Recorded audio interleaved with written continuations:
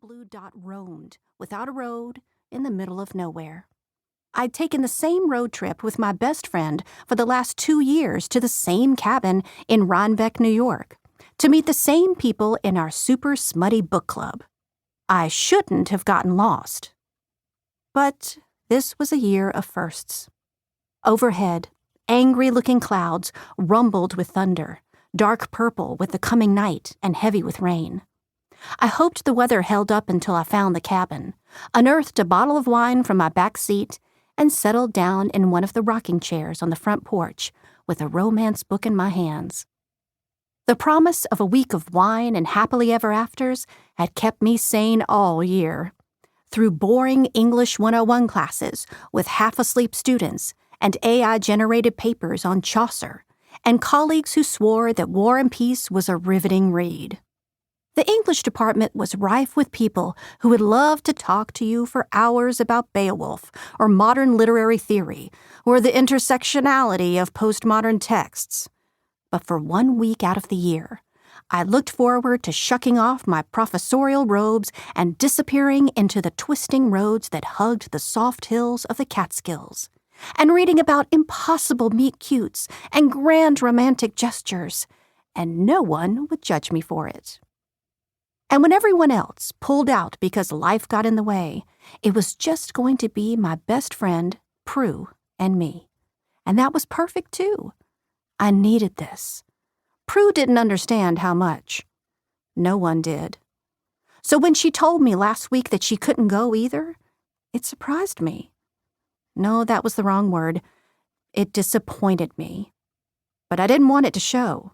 I sat on the couch opposite her, the Great British Baking Show in the background, digging my fingers into the comforter I'd pulled over my legs because she always kept her and Jasper's apartment freezing.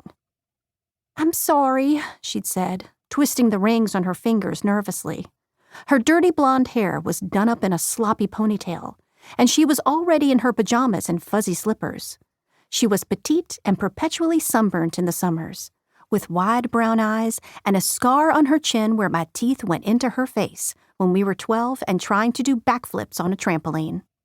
Through the crack in her open bedroom door, I could see her suitcase half-packed already, with warm sweaters and cute knit hats. Definitely not summer apparel.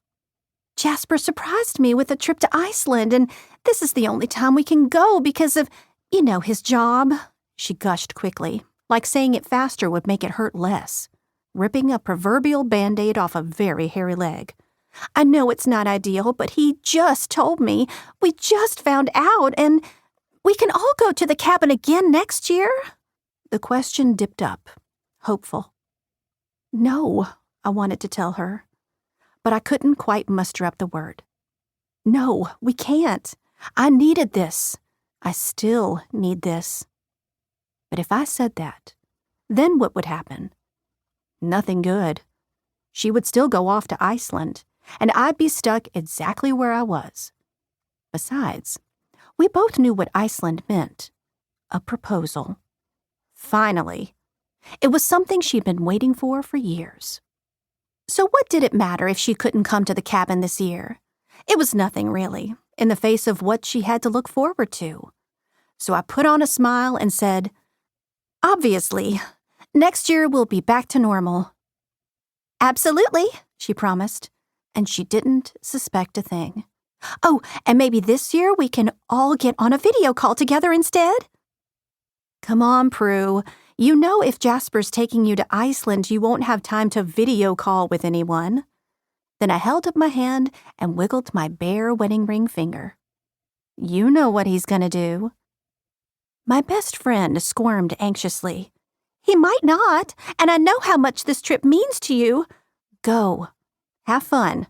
Don't think twice about it," I urged, draining my glass of wine as I stood to leave, because I didn't want her to see how upset I really was. Jasper was a pretty low-level attorney at his law firm, so we only had certain days off once in a blue moon, and this was a last-minute trip that he'd managed to snatch up for them. I would be a monster to be mad at that. Prudence might have been able to sacrifice this trip, but I certainly couldn't. I was desperate for it. I needed to get drunk on cheap